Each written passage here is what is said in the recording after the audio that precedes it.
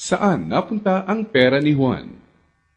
Kaibigan, pamilyar ka ba sa tatlong mukha ni Juan pagdating sa paggamit ng pera? Alam mo bang may pagkakaiba sa ugaling pinansyal si Juan mahirap, middle class at mayaman?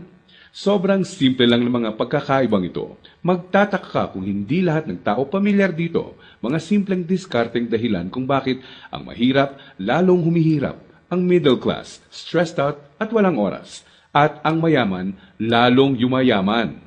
Kung matagal mo nang tanong ang mga ito, mag-e-enjoy ka sa mga facts na hinanda ko para sa iyo. Sabay nating hihipan ang mga kumakalat na outdated na information tungkol sa pag-manage ng pera ngayon. At as a bonus, titignan din natin kung may pag-asa pa ba sa panahon ngayon ang simpleng Juan na umasenso at yumaman. Halika't isa-isa natin silang tignan. Magsimula tayo sa regular na araw ni Juan Mahirap. Gigising siya sa umaga at magmamadaling pumasok sa trabaho, kung swerteng may trabaho nga siya. Madalas, contractual. Minimum wage. Minsan, less than minimum pa. Masipag at matyaga naman siya. Pagtitiisan ng traffic at ang sumpong ng boss na masungit. At pagkatapos magbanat ng buto buong araw, uuwi ng pagod. Magpapahinga para ulitin lahat ito kinabukasan. Gagawin niya ito ng araw-araw para sa kapos-saktong sweldo. Tama ka, di na ito bagong istorya. Ano nga ba ang diskarte ni Juan Mahirap pagdating sa pera? Bago ang pag-iipon para sa pangkabuhayan, madalas nauuna ang Jollibee dito, sini doon, at ang silent killer ng bulsa.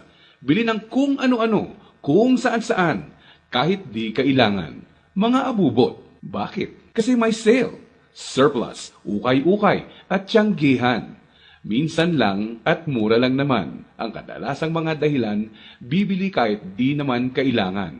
Ang resulta, wala pang 15 o 30, ubos na ang pera. Kaya uutang na lang. Gusto naman magbago ng buhay ng mahirap na Juan, pero magpapaulit-ulit ang kalagayan niya hanggat di niya nakikitang patong-patong na gastos ang bigay ng abubot niya, na pag naipon, pwede nang puhunan sa negosyo. Pero hindi masamang tao ang mahirap na Juan. Gaya ng sinabi ko, mukha lang ng diskarte sa pera to. Marami sa atin ang dumaan din sa mentality ng mahirap na Juan, di niya ito kasalanan. Maaaring misinformed lang. Paano nga naman bukod sa di lahat nakapagtatapos ng pag-aaral, di naman tinuturo ang pinansyal na kaalaman sa eskwelahan. Madalas, ang ugali sa paghawak ng pera ay ang ugaling namamana lang. So, saan napunta ang pera ni Juan Mahirap? Dito napapasok ang tinatawag nating 1. Income at expense, at 2. Assets at liabilities. Huwag kang mag-alala, hindi economics class ng pinasok mo. Simple lang to. So ano nga ba ang praktikal na kahulugan ng income at expense at assets at liabilities? Unahin natin ang income. Ito ang perang pumapasok sa iyo. In short, income equals kita. Kapag lumabas naman ang pera, tinatawag natin tong expense. Sa madaling salita, expense equals gastos. Ngayon, ano naman ang assets at liabilities? Asset ang isang bagay kung binibigyan ka nito ng income o kita. At liability naman kung expense o gastos ang binibigay nito. Balik sa tanong, saan napunta ang pera ni Juan Mahirap? Ang maikling sagot, madalas mas maraming expense o gastos kesa income o kita ang mahirap na Juan. Maaring sa sahod o maliit na extra lang siya umaasa para sa income, samantalang kaliwat kanan naman ang pinanggagalingan ng expense. Naloko na. May pag-asa pa ba ang mahirap na Juan? Malalaman natin yan mamaya. Ngayon, tignan muna natin ang behind-the-scenes kwento ni Juan Middle Class. Sa unang tingin, okay na okay ang lagay ng middle class na Juan. Ang totoo niyan, malaki ang tsansang mapagkamalan mo siyang mayaman. May bahay, may kotse, at nakikita mo silang nagbabakasyon minsan. At kung may bagong labas na gadget, mag-a-upgrade ang middle class na Juan. Pero ang di alam ng karamihan, marami dito ay promo, hulugan, o utang sa credit card na buwan-buwan sa sweldo nakakaltas. So, saan napupunta ang pera ni Juan Middle Class? Ang maikling sagot, mas madaming liabilities, nagbibigay gastos kesa sa assets, ang binibili ng middle class na Juan. Imbes na investments na gagawa ng income, nauuna sa listahan niya ang paggagamitan ng pera, ang upgraded na lifestyle. Gusto niya ang convenience at quality sa buhay. Tingnan nating halimbawa to. Kung traditional economics ang pagbabasehan, ang kotse at bahay ay madalas na sinasabing assets. Sa praktikal na buhay ni Juan, masasabi nating outdated na ang pananaw na to. Sa definisyon natin ng asset, Ang isang bagay ay asset kung gumagawa ito ng income. Pero madalas, pagka down payment mo ng kotse, bahay o alahas, money out agad. Sa mga susunod na buwan, may babayaran ka ulit. At huwag mong kakalimutan, andyan pa ang insurance at tax. Money out nga naman. Liabilities. Ang kotse ay nagiging asset lang kung nakakatulong siya ng gumawa ng income. Halimbawa na lang kung gamit sa negosyo.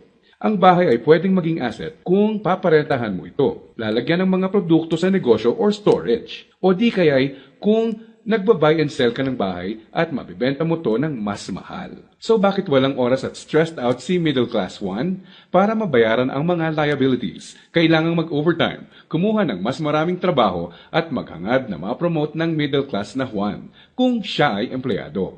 Para sa mga professionals at self-employed, kailangan nilang kumuha ng mas maraming kliyente o projects. In short, kailangan nilang ibenta ang oras at skills nila ng higit pa sa ginagawa nila dati nung wala pang liabilities para kumita ng mas malaki. Tulad ng kalagayan ng isang doktor. Kung hindi niya sisiputin ang pasyente niya, wala siyang kita. Dito mo na makikitang may lumalamon na sa oras ni Juan Middle Class. May mga celebrations sa family at friends ang di na niya ma-attendan. Kaliwat ka ng stress na ang kapalit ng upgraded lifestyle ni Middle Class 1. Para sa kayod kalabaw na discarding to, gugustuhin niya ng reward, tama? Kaya mas madalas na siyang mag-taxi, kahit pwede namang mag-jeep. Starbucks coffee na, dati okay na ang 3-in-1. Sa restaurant na mas madalas kakain, kahit pwede namang sa bahay. Ilang halimbawa lang ito. Sa oras na maisip ni Juan Middle Class na magnegosyo, ang kita niyang pangpupuhunan sana, pambayad sa liabilities na pupunta. Kung tatanungin mo siya kung anong gusto niyang baguhin, madalas sasabihin niyang ibalik sa kanya ang oras niya. Mabait si Juan Middle Class. Gusto niya ng maganda at komportableng buhay para sa pamilya niya. Magaling din siya sa trabaho o sa propesyon niya. Sa kasamaang palad, pagdating sa pinansyal na mindset, may outdated advice at information siyang dala. Ang dating akala niyang assets ay liabilities na pala. May pag-asa pa ba si Juan Middle Class? Malalaman natin yan ilang sandali lang. Ngayon, tignan muna natin ang sikreto ni Juan Mayaman. Alam mo ba na madaming Juan Mayaman ang mga self-made? Ibig sabihin, bunga mismo ng sariling pagod, sakripisyo at tiyaga ang tinatamasa nilang tagumpay. Simple lang kung susumahin mo ang lifestyle niya, may time and financial freedom. Maluwag ang buhay kung may kailangan. Choice sila kung ano ang sasakyan nila, saan sila titira, sino ang makakasama at makakatrabaho nila, kailan at saan sila magbabakasyon, at iba pa. In reality, mas madami din silang tsansang makatulong sa kapwa, gaya ng pagdodonate sa charity at pagsali sa outreach programs. Balik tayo sa tanong, saan napunta ang pera ni Juan Mayaman? Kapag may perang hawak si Juan Mayaman, sa asset niya ito dinadala. At sa asset na ito ay kikita pa ng mas maraming pera para sa kanya. At ano naman ang gagawin niya sa bagong kitang ito? Tama ka, i-invest ulit niya sa ibang asset pa. Ano ba ang mga examples ng asset na ito? Andiyan ang investments, apartment, or kotseng pinaparenta. Ang edukasyon, seminar, tradings at iba pa na magtuturo sa iyo ng skills na kaya kang bigyan ng kita ay asset din. Sabi nga ng isang bumper sticker, if you think education is expensive, try ignorance. Ibig sabihin, kung tingin mong mahal ang edukasyon, subukan mo ang kamangmangan. Assets din ang mga negosyo, lalo na ang mga kumikita ng passive income. Paano ba napagtatrabahuan ni Juan Mayaman ang kanyang time and financial freedom? Ang sikreto? Passive income at leverage. Sa practical na ibig sabihin, ang passive income ay income na pumapasok kahit tapos na ang malaking parte ng trabaho mo dito. Konting oras na lang ang kailangan ni Juan Mayaman para i-maintain ang asset niya. Kahit natutulog siya, pumapasok pa rin ang kita. Hiramin naman natin kay Robert Kiyosaki ang ibig sabihin ng leverage.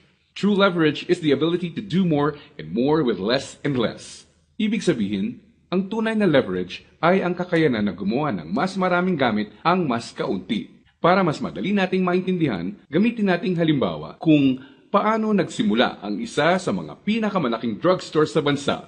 Marami ang nasira noong World War II. Pagkatapos nito, kinailangang mag-rebuild ng mga tao. Dito na papasok si Mariano K. Napansin niya ang mga demand sa isang uri ng antibiotic na tinatawag na sulfa drugs. Paano niya nalaman? Ginamit niya bilang leverage ang natutunan niya bilang empleyado sa isang drugstore bago pumutok ang World War II. Nung mga panahon noon na nagsisimula ulit ang lahat at kahit naman ngayon, ang taong may enough information kesa sa iba ay nakakalamang. Gamit ang 100 piso, bumili siya ng sulfathiazole tablets at kumita sa paglalako nito. Ginamit niya mga unang kita niya para bumili ulit ng mga tableta na ilalako. Hindi niya ginastos sa liabilities at abubot ang mga sumunod na kita. Nag-ipon siya at gumawa ng kariton. Ginamit niya ito para makabenta ng mas marami pa. Naging asset at nagbigay ng leverage sa kanya ang kariton. Taong 1945, nakaipon siya ng sapat na pera para ipatayo ang una niyang drugstore. Pinangalanan niya itong Mercury Drug.